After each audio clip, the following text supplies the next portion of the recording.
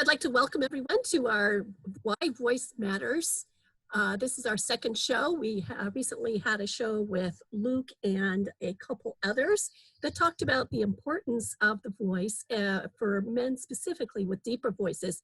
And this is part 2 today. So thank you, Thomas, for joining me. I'd like to get your thoughts on why you think voice is so important. Well, this is actually an especially unique time for this, as we're all disconnected, going virtual, and meeting like we are in a Zoom meeting, even if you don't have a webcam set up.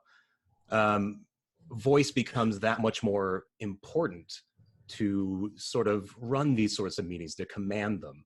So I've had a roommate who's been she's doing nursing school, and she's been in a lot of these Zoom meetings with people just with no verve, no command of the room. And it's so much more difficult.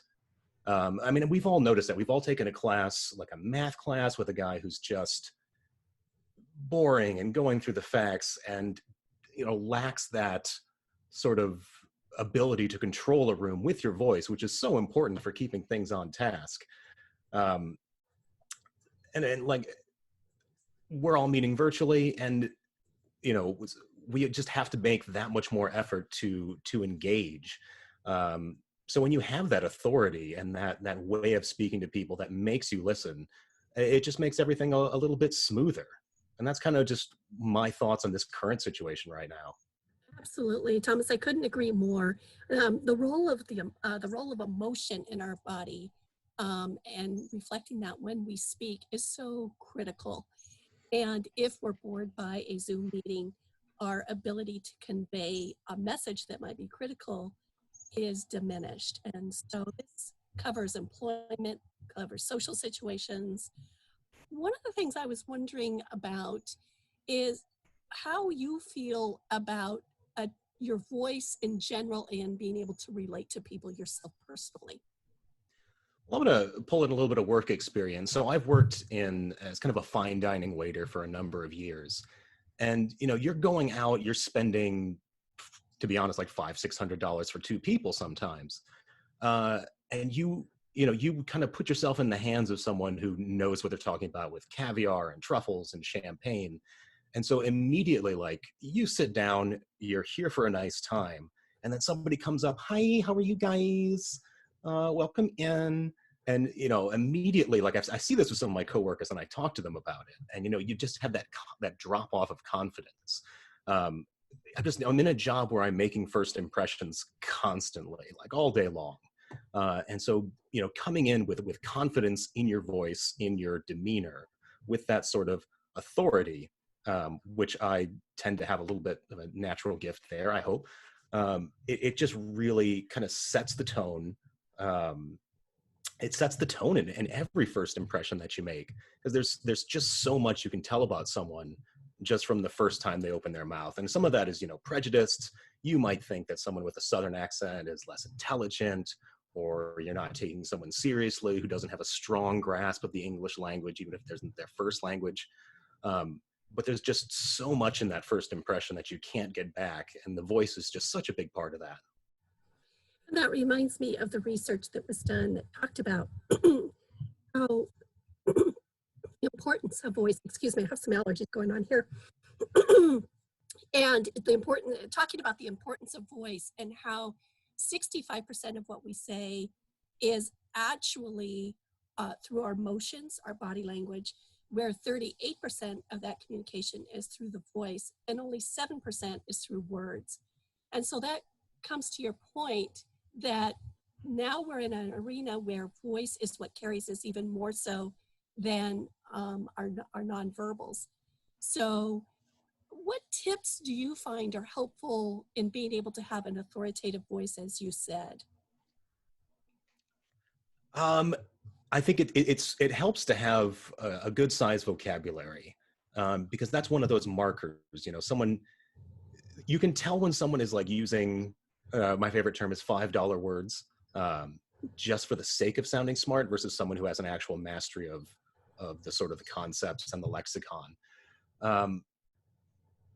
So sorry, the prompt was, what are my general tips. What have you found to help? What tips and tools would you give our listeners that would help them in being able to sound more authoritative?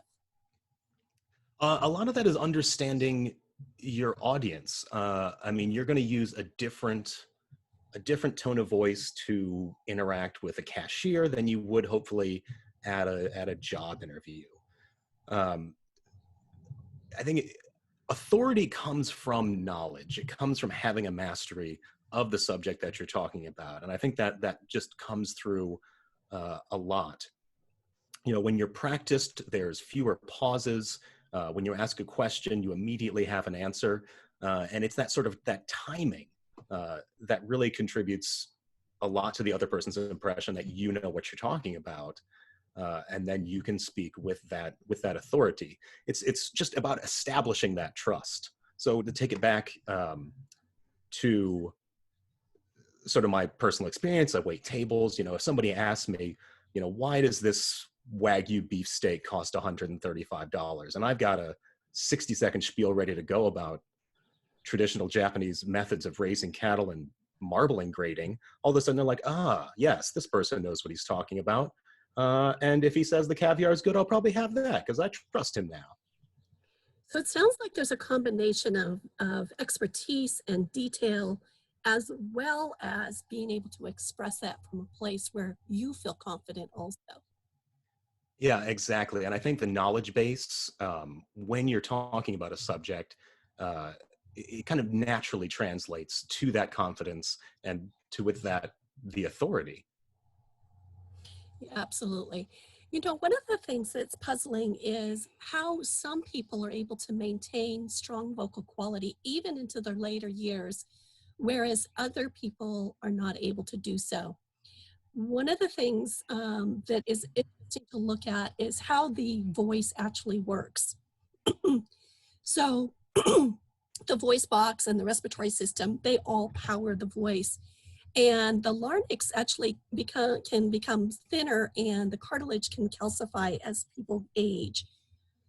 But on the other side, there's people that do activities like singing, speaking, breathing exercises that manage to keep that elasticity of their voice. Any thoughts that you have on that?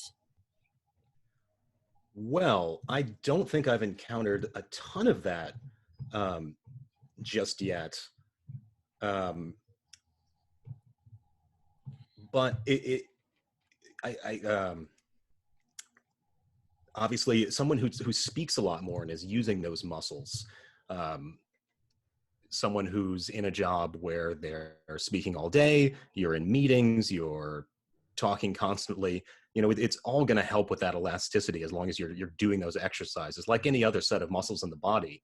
You know, if you let them atrophy, you're not going to have the use of them. So just like any other part of your body, I think the voice is something that needs attention, care, especially if in this class we've all learned about vocal warm-up exercises, vocal maintenance, not having dairy before a recording session, things like that.